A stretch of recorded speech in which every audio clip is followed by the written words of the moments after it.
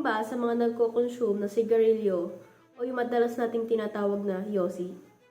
Did you know that cigarettes are the most lethal consumer product on the planet? Some individuals have developed the habit of smoking for a variety of reasons. When they are stressed, they tend to smoke in order to elevate the stress or pressure. There are numerous issues with using cigarettes to cope with stress or other unpleasant feelings.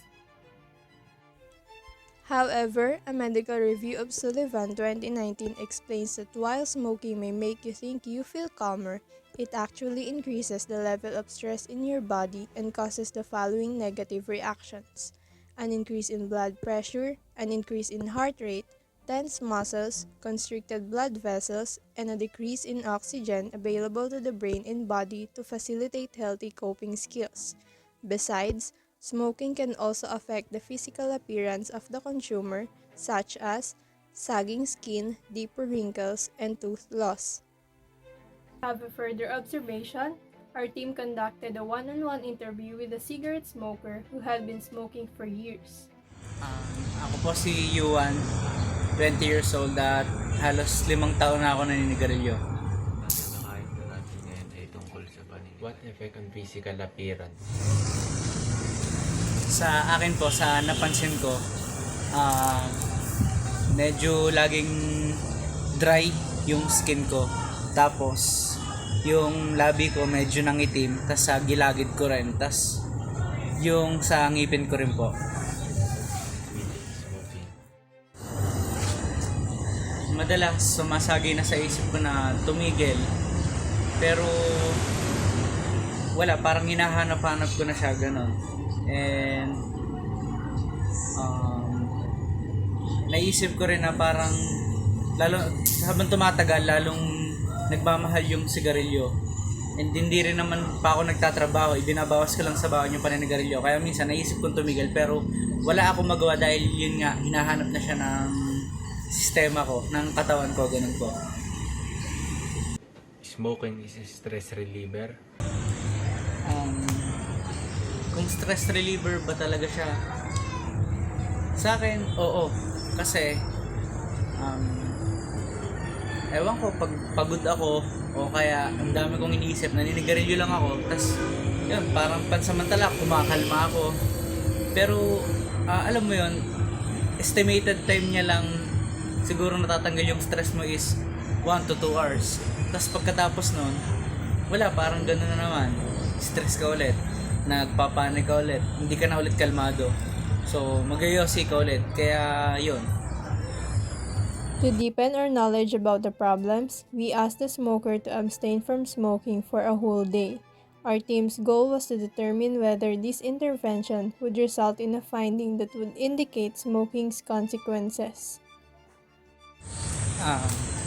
Mapapayo ko lang sa mga naninigarilyo, bago pa lang naninigarilyo at gustong manigarilyo.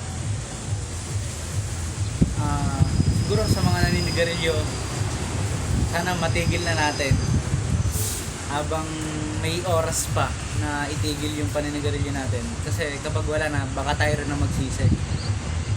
Kahit ako hindi ko pa rin alam kung paano, pero sana maitigil na natin. Doon naman sa mga bago-bago pa lang naninigarilyo, habang maaga pa, itigil nyo na. Hindi ko to sinasabi dahil nagmamagaling o nag-ano ko. Gusto ko lang kayo payuhan na mahirap pag masyado na na-expose yung katawan nyo sa sigarilyo. Hahanap-hanapin nyo na talaga siya. Doon naman sa mga gustong sumubok, wag na. Hindi ako naninigarilyo dahil cool. Naninigarilyo ako kasi sa tingin ko, yun yung nakakatanggal kahit pa paano nakakatanggal ng problema ko. Hindi dahil nakaka-cool ba tignan yung paninigarilyo, hindi sa ganon. Yun lang, salamat. Base sa aming mga natuklasan, napagtanto namin ang mga sumusunod. Una, totoo na may masamang epekto sa ating pisikal na katawan ang paninigarilyo, katulad ng laging dry ang balat at mistulan ng ngitim ang labi at saka gilagid.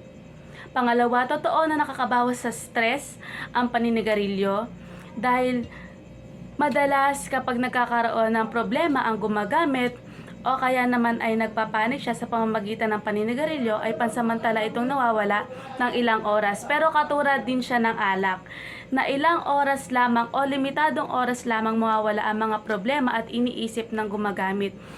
Pero pagkatapos ng ilang oras na yon, ay bumabalik na ulit sila sa pag-iisip, kaya ang gagawin nila ay kukuha sila ulit ng stick ng sigarilyo at maninigarilyo sila ulit. Pangatlo, madaming beses din na inisip nila na itigil na ang pagsisigarilyo dahil bukod sa gastusin ito, wala din silang sapat na trabaho dahil madami sa gumagamit ng paninigarilyo katulad ng aming in-interview ay estudyante at walang sapat na pinagkukunan pinansyal para masuportahan ang kanyang bisyo.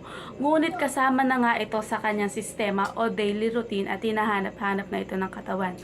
Sa huli naman ay pinayuhan tayo na gumagamit ng sigarilyo na para sa mga maninigarilyo is itigil na ang paninigarilyo dahil alam naman nating lahat na makakasama ito sa atin.